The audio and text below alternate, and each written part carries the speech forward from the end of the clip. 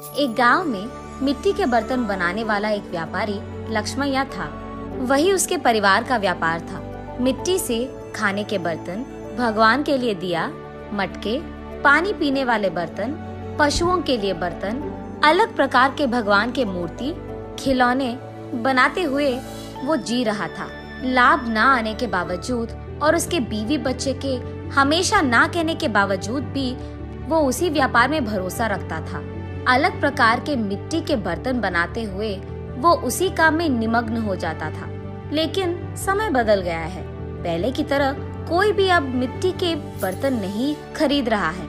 इसी कारण कई साल से लक्ष्मैया को 1 रुपए का लाभ भी नहीं है, उल्टा पूरा नुकसान हो रहा है।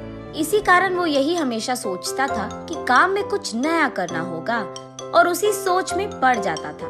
उसको कोई और काम ढूंढने के लिए और 4 रुपए की कमाई घर लाने के लिए कह कहकर थक गई है उसकी पत्नी अन्नपूर्णा।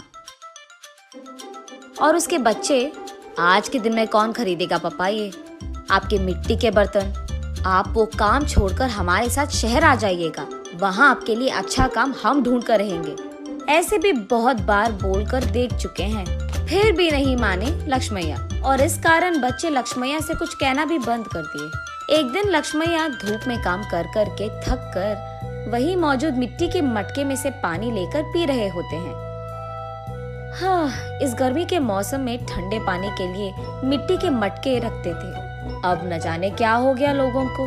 मिट्टी के मटकों को छोड़कर मिट्टी को खराब करने वाले फ्रिज और एसी से काम चला रहे हैं। और मुझे समझ में नहीं आता कि उनको मिट्टी के बर्तन से काम चलाने में क्या ही प्रॉब्लम है।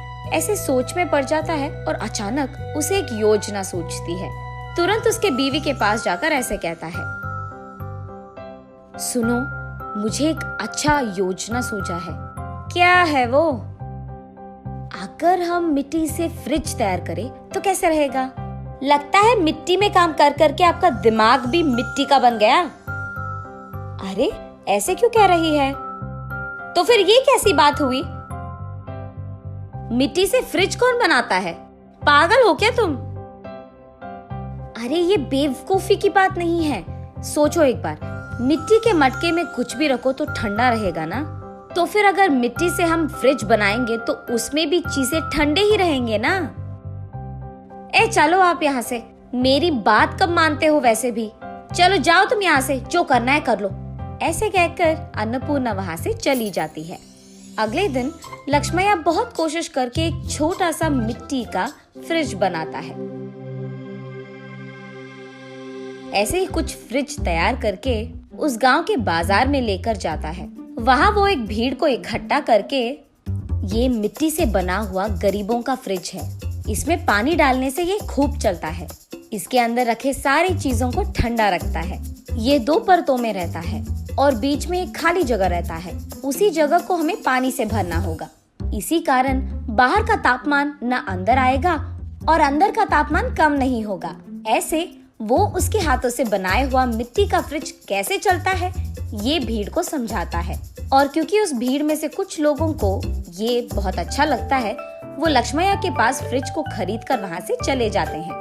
बाकी फ्रिज को लेकर लक्ष्मैया घर पहुँचता है। उस दिन के कमाए हुए पैसों को उसके बीवी के हाथ में रखता है लक्ष्मैया। उन पैसों को देख आश्चर्यचकित होकर अन्नपूर्णा ऐसे कहती है, क्या इतने पैसे मिले आपको इस बार? आज गरीबों का फ्रिज कुछ बिक गए। बाप रे, ये सच है क्या? इसका मतलब तुम्हारे मिट्टी के फ्रिज को खरीदने वाले लोग भी हैं। चलो अच्छा है, कुछ तो आया हाथ में। इतने दिनों में कुछ पैसे तो घर लाए तुम। ये कहकर वो वहाँ से चली जाती है। ऐसे लक्ष्मैया उसके बाद कुछ और मिट्टी के फ्रिज को बनाकर बाजार लेकर जाता है।